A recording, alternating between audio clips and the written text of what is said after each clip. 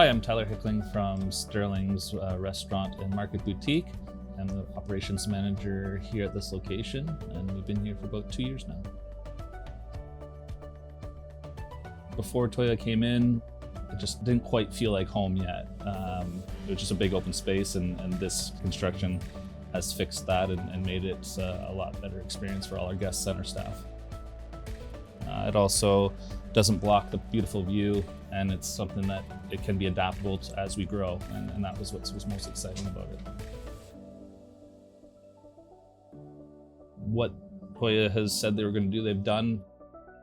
They should be proud of what they're doing, and like I said, for us, it's enhanced our facility 100% out here. It just feels like a whole entirely different space for the better.